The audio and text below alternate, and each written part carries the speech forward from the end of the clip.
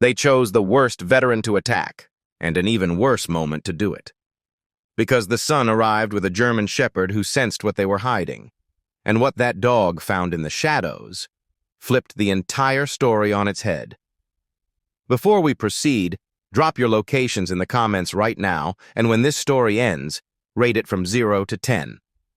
Set? Let's dive in. The Colorado night had settled cold and still over the ridge when Walter Briggs heard the first sound that didn't belong. Footsteps. Careful ones. The kind that tried too hard to be quiet. He set down his coffee mug and rose from the kitchen chair, 72 years of instinct pulling his spine straight, 50 years since Vietnam, but some things never left a man. He knew the difference between a deer moving through brush and boots pressing into frozen dirt. Then the porch light flickered on. Walter reached for the door handle just as it exploded inward. Two unknown men surged through. The first one swung a metal pipe before Walter could raise his arm. It connected with his shoulder, spinning him sideways. He hit the floor hard, and then hands were dragging him. Rough, practiced, efficient. They hauled him onto the porch and slammed him against the wooden support post. Zip ties bit into his wrists as they bound him to the beam. "You know why we're here, old man." The voice was muffled behind the mask, but the tone was clear enough. "Sign the papers. Walk away from this land, tonight." Walter spat blood onto the porch boards. "I don't know who sent you, but you picked the wrong house." The pipe came down across his ribs. Pain shot through his chest, and he sagged against the restraints. "Last chance," the man said. "Leave willingly, or we remove you permanently." Walter lifted his head. His vision blurred, but his voice held steady. "This land belonged to my father, his father before him. You want it? You'll have to bury me under it." The pipe rose again. 12 miles down the mountain road, Damon Briggs gripped the steering wheel of his truck and frowned at nothing in particular. Something felt wrong. Behind him, Ranger shifted in his crate. The 90-pound German shepherd pressed his nose against the metal grating and released a low, rumbling growl. "Easy, boy." Damon glanced in the rearview mirror. "We're almost home." But Ranger didn't settle. His ears flattened. His body went rigid. Damon pressed the accelerator. The truck crested the final ridge, and the cabin came into view. The porch light glowed against the darkness. 3 silhouettes stood in its halo. A fourth figure slumped against the post, head hanging forward. A muffled groan carried through the night air. Damon's blood turned to ice. He killed the headlights, rolled to a stop 30 yards out, and threw open the door. "Ranger, go!" Ranger hit the first man like a freight train. 90 pounds of muscle and fury launched across the frozen yard and slammed into the attacker's chest. The man's scream cut short as he crashed onto his back, the pipe flying from his grip. Ranger's jaws clamped onto his forearm, pinning him to the dirt with a snarl that echoed off the ridge. Damon was already moving. He closed the distance in 3 strides and drove his shoulder into the second attacker, sending them both tumbling across the porch. The man swung wild. But Damon had trained for this. Thousands of hours, hundreds of scenarios. He caught the arm, twisted, and wrenched it behind the man's back until something popped. The screaming started. "Stay down!" Damon barked. He zip-tied the man beneath him and moved to the next. One of them broke free and ran. He made it 6 steps before Ranger released his first target and exploded after the fleeing figure. The dog caught him by the jacket sleeve and dragged him backward, boots scraping uselessly against the gravel. The man screamed for help that wasn't coming. Damon grabbed his flashlight and swept the beam across the downed attackers. That's when he saw it. A patch on the runner's jacket. Black letters on gray fabric. Black Mesa Operations. His stomach dropped. These weren't tweakers or drifters. They were contractors. Trained. Organized. Funded. Red and blue lights cut through the darkness as Deputy Riley Kent's cruiser skidded to a stop. Kent jumped out, hand on his holster, eyes wide at the carnage. What the hell happened here? Call it in, Damon said, cutting the zip ties from his father's wrists. All of it. As Kent radioed for backup, one of the attackers, a thick-necked man with a bleeding arm, lifted his head and laughed. You don't know what you're sitting on, cop. His voice was hoarse, mocking. None of you do. Damon stared at him. Then why don't you tell me? The man just smiled. A faint buzzing rose above the trees. Damon looked up. A small drone hovered against the stars, its red light blinking once, twice, then it vanished into the black. Someone was watching. The woman who showed up the next morning didn't look like trouble.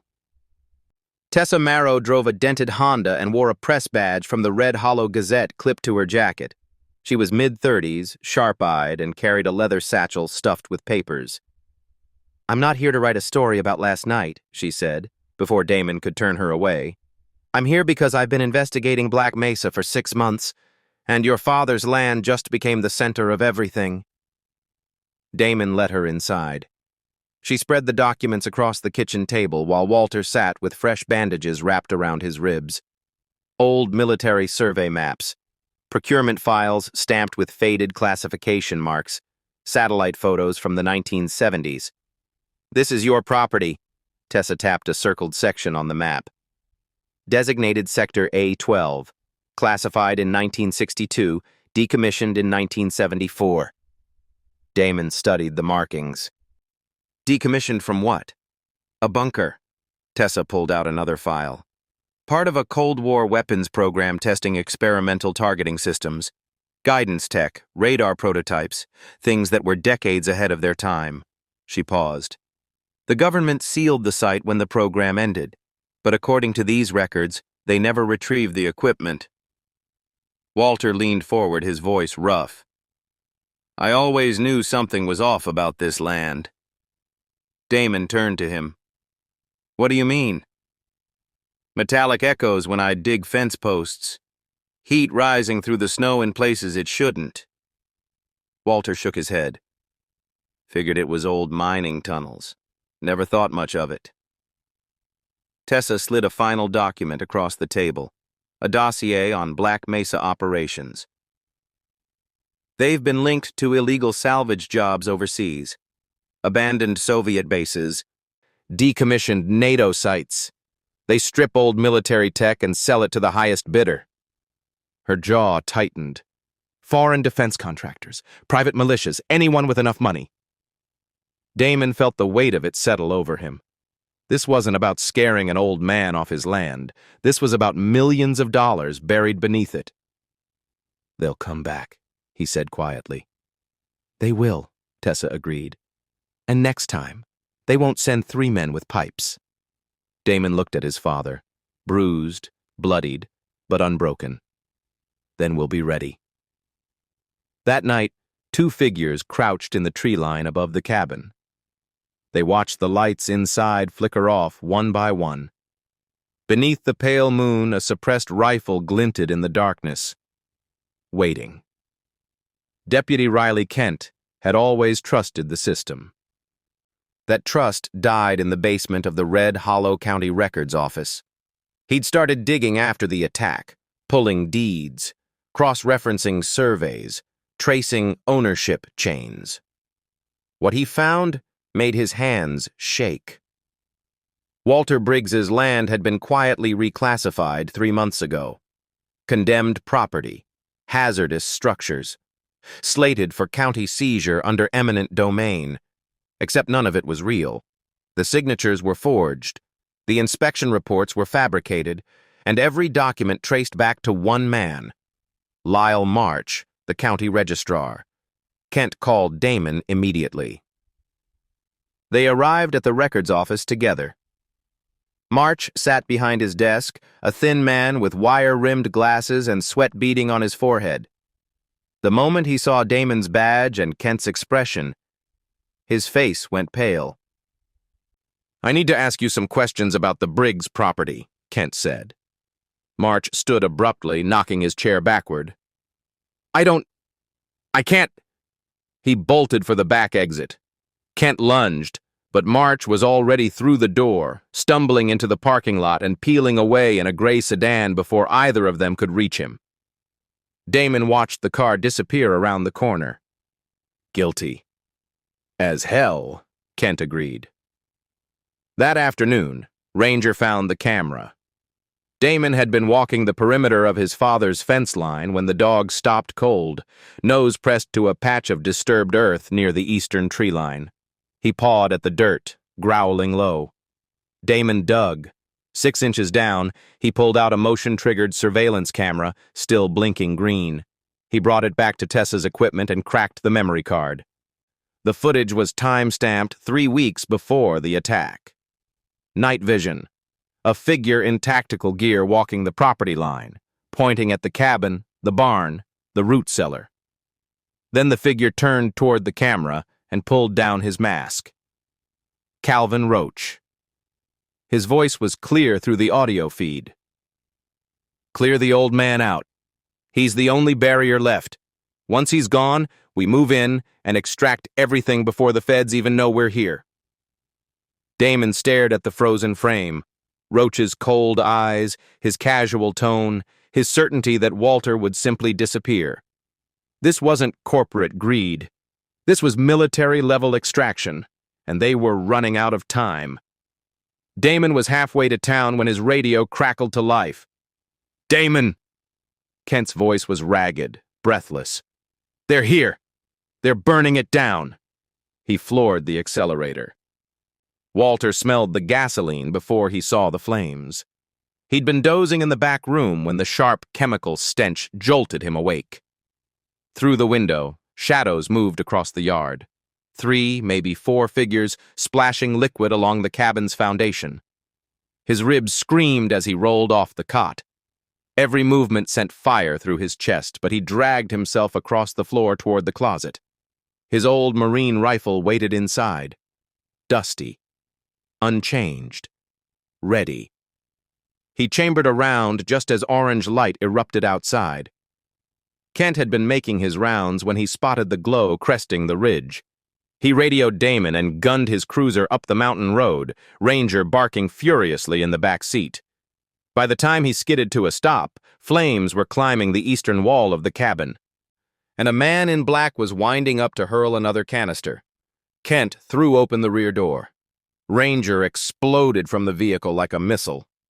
He crossed the yard in 3 bounds and hit the arsonist square in the back, driving him face first into the dirt.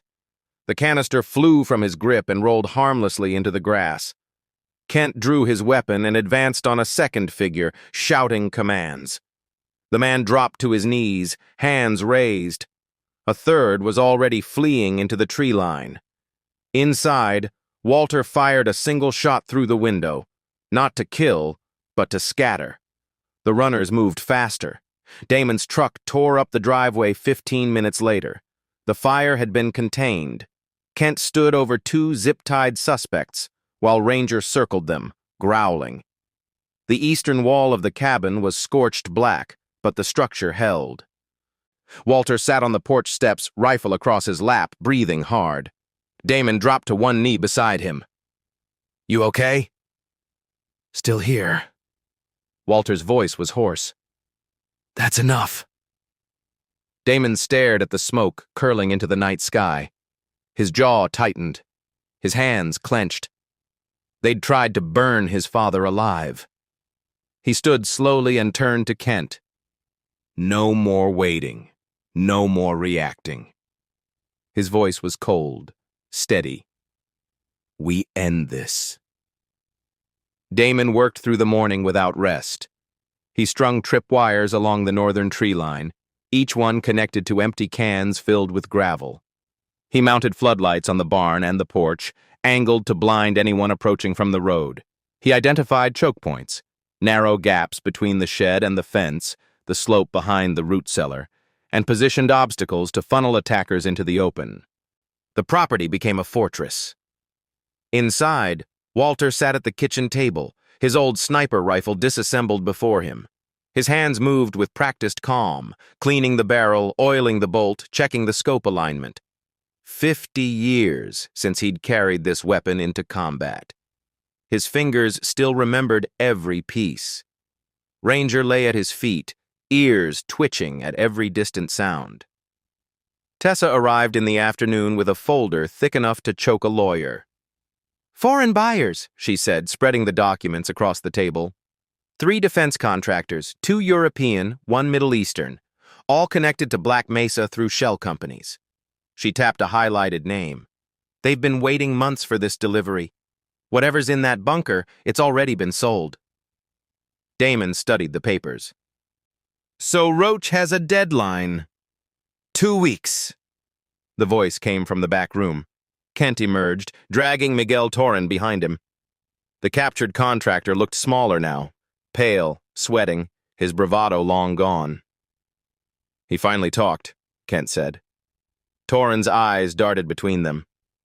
"Roach is hosting some kind of public event. A safety briefing. He's going to declare this land condemned in front of the whole town." His voice cracked. "After that, legal cover. They move in, extract everything, and anyone still here." He swallowed. "Disappears." Damon crouched in front of him. "When?" "End of next week. But he won't wait that long to clear you out." Torren's gaze flickered to the window. "He knows you're digging. He knows you have the footage. He'll hit this place before you can use any of it." Damon stood and looked at his father. Walter met his eyes and gave a single nod. Kent checked his sidearm. Ranger rose to his feet, hackles raised. Tessa closed her folder. "What now?" Damon stared out at the darkening ridge, the tree line where shadows would soon gather. "Now we wait." His voice was steel. "Tonight, they'll come with everything." They came at midnight. 2 armored SUVs rolled up the mountain road with headlights killed. 8 men dismounted in tactical formation, suppressed rifles, night vision, flashbang grenades on their vests. They moved like soldiers, silent and precise.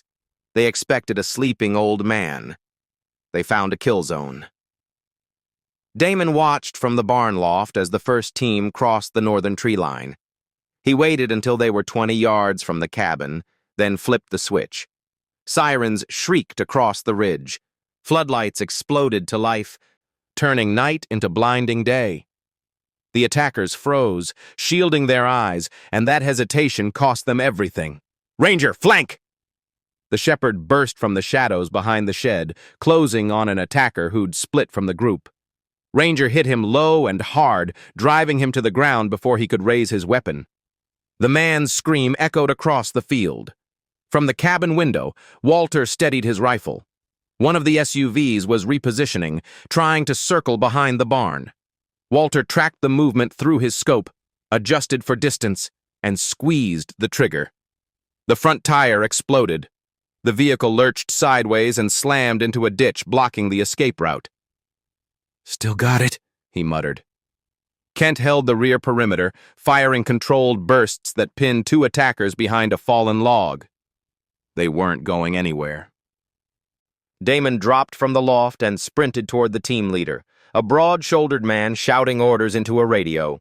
The man turned too late. Damon tackled him into the mud, drove an elbow into his temple, and wrenched his arms back for the zip ties. 60 seconds. 8 men down or captured. 3 still breathing and conscious. Torren was among them. They dragged him into the barn and sat him under a single hanging bulb. His face was pale, his breathing ragged.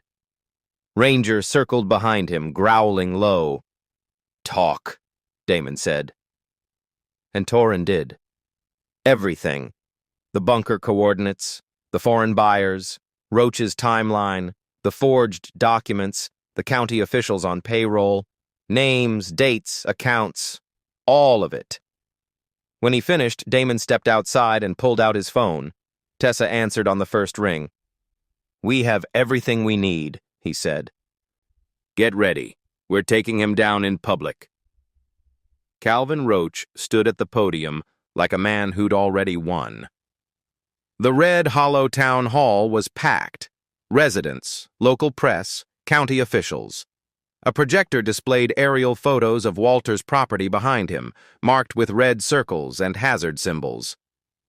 "Ladies and gentlemen," Roach said, his voice smooth and rehearsed, "the structural dangers on this land pose an unacceptable risk to our community.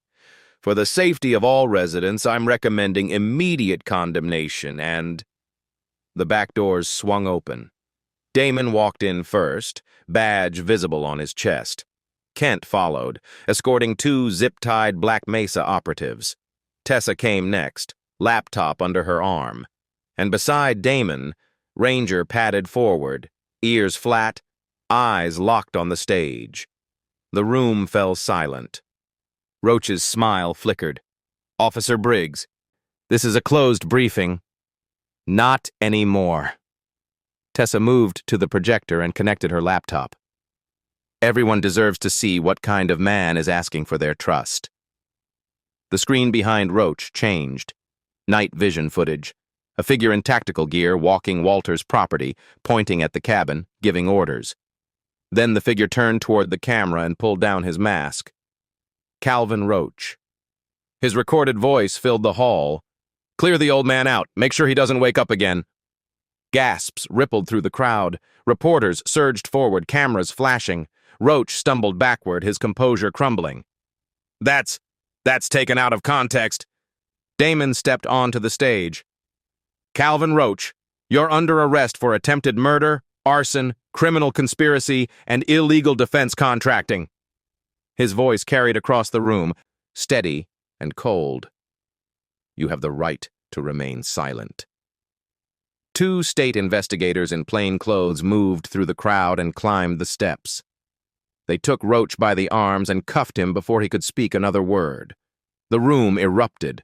Applause broke out from the back rows. Reporters shouted questions. County officials scrambled to distance themselves from the stage.